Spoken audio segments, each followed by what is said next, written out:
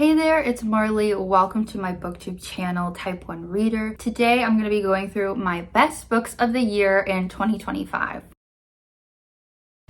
So first of all, I'm going to talk about all of the 4.5 star reads I had this year, kind of my runner-up reads, and then we will get into my 5-star reads that are my best books of the year. I'm not going to put it in any particular order because these are all 5 stars. But yeah, let's get into it, and please let me know what one of your best books of the year was down below so I know to check it out. Alright, so starting out we have We Used to Live Here by Kliewer. This is a horror book about this couple who moved into this new house. As they're settling in, this family comes knocking at the door and the dad says, "Hey, I used to live here. Can we look at this house? And can I show my kids where I used to live?"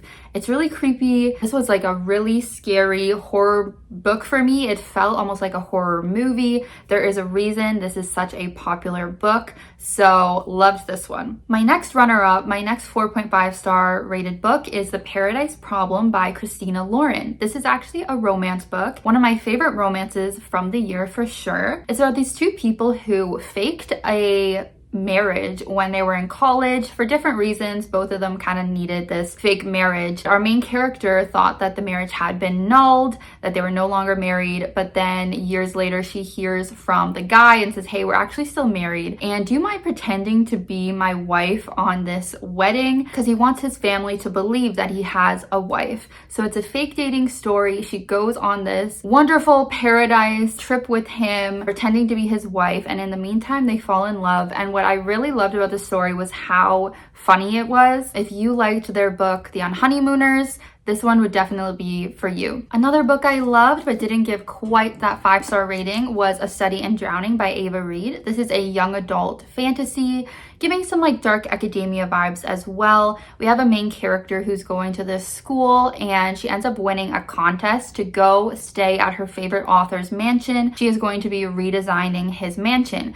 But when she gets there, it's really ominous. It's a really dark and scary building, and there's this other student there, and that is the love interest, and they end up working together to figure out if this author is really who he says he is, or was rather, because he has passed away, and so now it's like his wife and son that are living there. Really kind of ominous vibes to it, definitely darker themes going on here, but I just really loved it. If you're a fan of fantasy or dark academia, I would recommend this one. Another favorite romance I had this year was A Novel Love Story by Poston. This is one of my favorite romance authors for sure. In this book, we have a main character who's obsessed with romance novels, and she's driving to this cabin she's going to stay at for the week, and she ends up accidentally driving into the location of her favorite book. It's like a magical realism situation where she goes into like her favorite cozy romance book series. So it's really fun, definitely great for book lovers who just want to feel that coziness, like they are interacting with their favorite book characters. She gets her own love interest. There's this man, she doesn't know who he is. He's not one of the characters she knows from the book, and of course it ends up being her love interest. So this wasn't quite perfect, but still one of my favorite romances of the year. Another runner-up, we have Winter by Marissa Meyer. This is the 4th and final book in the Lunar Chronicles series. That's the series where Cinder is the first book. It is a fantasy sci-fi series that has to do with retellings of different fairy tales. So Cinderella, and this one is obviously Snow White. We're in this setting where it's futuristic. There are cyborgs, there are aliens involved. All of our different princesses and their love interests get involved in the plot and are trying to save the day from the evil lunar queen. This was a great finale. I love these characters so much.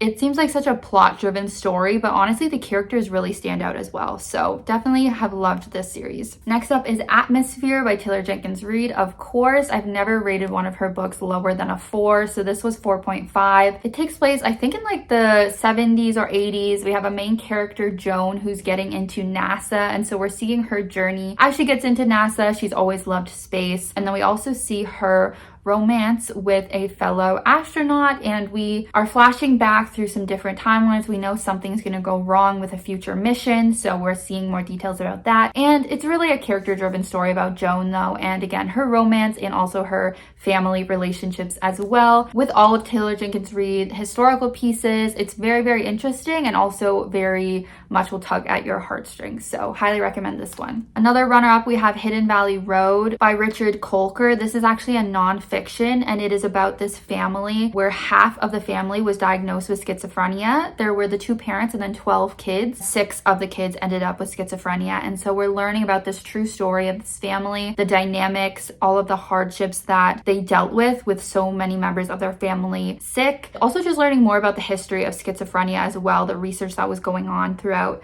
the 50s, 60s, up until now. So really interesting book. I really enjoyed the way that this nonfiction was told, and it was definitely my favorite nonfiction book of the year. And my last runner-up is going to be Behind Her Eyes by Sarah Pinborough, my final 4.5 star read. This is a thriller book, and we're following 2 different women. One of them is this single mom in the UK. She ends up meeting this man at a bar and hooking up with him. She has this really great connection, and then she goes to work the next day and finds out he's her new boss. So now they are trying to navigate that, and in the meantime we are hearing from this man's wife because he is married as well. And so we're seeing as these 2 women actually befriend each other. It starts out seeming very much like a domestic thriller, but it gets a lot more weirder and like out there. You're questioning whether it's kind of paranormal as well, and it's known to have a really big twist, and it definitely does. It definitely surprised me, so I was glad to finally read this one and enjoy it. So now we'll get into my 5-star reads. These are my, I think it's 7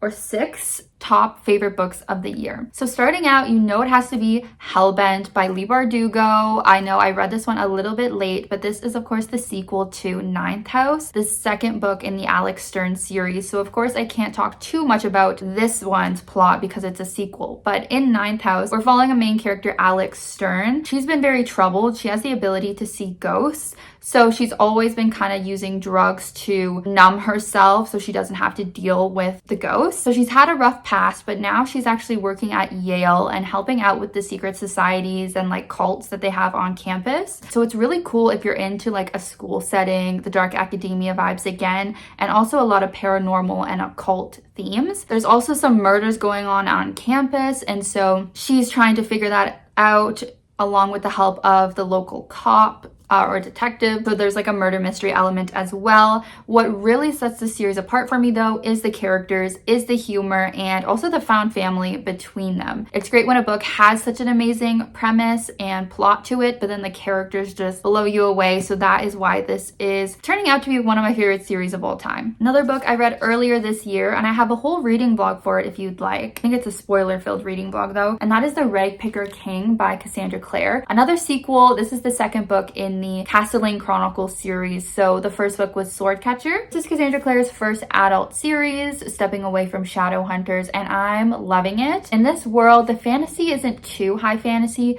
but we're in this kind of like royalty medieval era, and we have our main character Kell, who gets chosen to be the sword catcher to the prince. So it is his job to be like the bodyguard, the body double for the prince in this world. We're also following a main character, Layne, and she is part of these people who have magic. Even though in this world magic has been banned or like destroyed, her and her people are the only ones left with some magic, and she is a healer. Both of their plots sort of intersect. There's a lot of political scheming stuff going on if that's something that you're into, with the different kingdoms, the different realms. Magic is slowly becoming more and more prominent in this series, and like I've been saying, it's giving Six of Crows vibes, as well as the Ragpicker King is kind of like the king of the streets. He's running these different kind of gangs and criminal groups. So if you like the vibe of like going on different heists and these little criminals working together, then you'll definitely like the vibes of this series. Even though there was a lot of, info dumping at times for you to wrap your head around the series, it's totally worth it. Again, the characters are great. There's some twists and turns, so I'm really loving this series too. Another 5-star read I had this year was The Favorites by Layne Fargo. This I think is pretty hit or miss with people, but if you love reading books with like just the drama of it all, then I think you'll love this one. It's actually a Wuthering Heights retelling, which is kind of cool if you are a fan of Wuthering Heights or know anything about it, to kind of spot the similarities or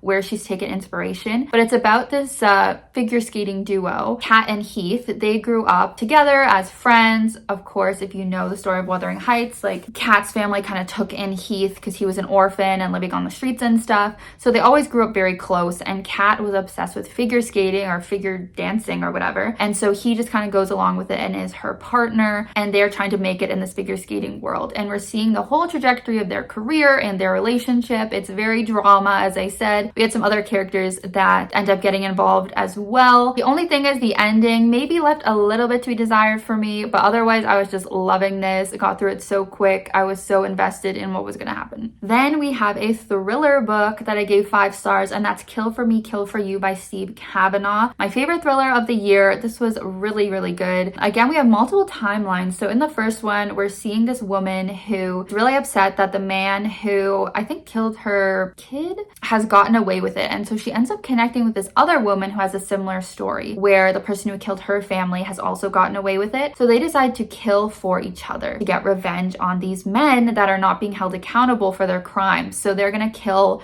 these men for each other. That way they don't really have a connection to that particular crime, so they can probably get away with it. In the meantime, we're also hearing from this other woman who has a break-in situation. This man breaks into her house, almost kills her. We're trying to just see how these stories connect. It's very, very action-packed. That was something I really loved about this book. It's not like you're waiting the whole time until the end to get to this major reveal. Like, it's action-packed throughout. There's reveals throughout. Even though some of it, of course, could be predictable, some of it is still pretty shocking. So if you're a thriller reader, this is a must read. And now we have my favorite horror book of the year, and that's Witchcraft for Wayward Girls by Grady Hendrix. I did not expect to love this one, but I really, really did. This is a period piece again, as Grady has done in the past. Yeah, it's 1970. We're following this teenage girl who had got pregnant. This is during a time where there were these houses for unwed mothers, I think they were called. It's based on real historical things that were going on, and basically teens who got pregnant, women who got pregnant, would be sent to these homes to live out their pregnancy hidden away because it was such a shameful thing to have done. They would have their babies there, the babies would get taken, would get, given away for adoption, and then the girls could just go back to their lives like nothing had happened. So it led to a lot of traumatic experiences for a lot of women, never being able to see their child, like they had no choice about it. So that is where a lot of the horror in this book comes from, is what these women have to go through at this house, having literally no control over their bodies, one, because of the pregnancy and how, this medical condition is taking over their bodies, this baby, but then also two, from the external factors of these adults who are just controlling what they eat, what they do, what happens to their babies. It's very horrific. And then the actual kind of childbirth scenes were particularly effective in this book for me. But of course we have the witchy element. So our main girl ends up finding a little friend group in this home, and they find this book of magical spells, and they start playing around with it and doing these spells to try to get their power back, try to get revenge on the people who are oppressing them basically, or controlling them. A lot of good commentary in here. It definitely was long. I could see some people being bored with it, some people thinking it's a bit meandering, but I don't know. It worked for me, and I was just really invested in the story and in the characters. So by the end, I had to just give it 5 stars. But just be warned, it is long and it can be pretty gruesome. But yeah, for some reason, Grady Hendrix is really great with like the feminist horror. I'm loving it. And my final 5-star read of the year was The Starless Sea by Erin Morgenstern. This is a fantasy novel, of course, coming from the author of The Night Circus. This is not a new book by any means, so you've probably heard of it. It's definitely a weird one. It's definitely very like whimsical. You're not gonna get all these like straight answers, the straightforward narrative. So I could see a lot of people disliking this because of that. But I think if you just give into that, like, this is a vibey book and that's the main point of it, I think you can enjoy it. But we have a main character who is at a library, and he picks up this book one day, starts reading it, sees there's literally a story about him in it. It's like a collection of short stories kind of thing. And one of the stories is literally about him. So he's like, what is going on? He starts investigating, like, where did this book come from? There's no author. He gets wrapped up in like the secret society that's going on in New York. If you're a fan of like literary stuff, libraries, books, storytelling, I think this one would be for you. And throughout like his story, we're also getting those stories from the book, which seem like very like random stories at first, but then it does kind of all come together, not perfectly, like I was saying, like there's definitely some maybe plot holes and stuff, but it's a lot to do with metaphors, symbolism, stuff like that. Like, I feel like if you're an English major, like, you should read this. Yeah, I just feel like by the end, it gave me the vibes that I wanted. I even would recommend if you're fans of like dark academia in a way. But yeah, it's very adventurous, confusing. Like, I'd be like, oh, how is this connecting? I almost wanted to go back and like, what was that previous chapter? Like, anyways, it's definitely an experience. So I had to give it 5 stars at the end of the day. Guys, oh my gosh, I'm editing this video right now and I'm like, oh, where is Not Quite Dead Yet by Holly Jackson? I totally forgot to put this on my list when I was filming that. Oh my god, this is probably like, this is one of my top favorite books of the year. I'm ashamed I forgot to put that on my list. But yeah, another thriller book I gave 5 stars, of course. Holly Jackson's one of my favorite authors. I've never given a book from her less than 5 stars. So this was her adult thriller debut, but even though it's adult, like honestly, it still kind of has similar vibes to her young adult stuff. So it'd be pretty accessible still for like a young adult reader. But we have a main character who is almost killed. She gets attacked and she has this really traumatic brain injury where she's actually gonna die in a week. There's gonna be some sort of aneurysm that's gonna get activated or something. So she decides to commit her final week of life to figuring out who killed her, who attacked her. So it's a really fun way to do a murder mystery because the victim is like not even dead yet. It's our main character who's trying to figure out her own murder. There's all these different suspects as usual with Holly Jackson. There's kind of like a little nice romance as well. Similar to her last book, The Reappearance of Rachel Price. I just loved how it had all those fun thrillery aspects, but then also has so much heart to it. Like, I actually was crying in this book because of how it ends and because of what happens. It's honestly beautiful, and so really ashamed I almost forgot to include it in this video. You definitely need to read it. I see that it won in the Goodreads Choice Awards for Best Thriller, so I love that. It is well deserved. It's great to come up with so many theories. It was just such a fun read. So don't forget about this one. Read it. So those are my best books of the year. Let me know what you think. Let me know if you've read any of them. And as I said at the top of the video, let me know some of your favorites as well. But thank you so much for watching. Please subscribe for more videos from me next year. And I hope you have a great Christmas and Happy New Year. I'll see you soon with a new video soon. Bye.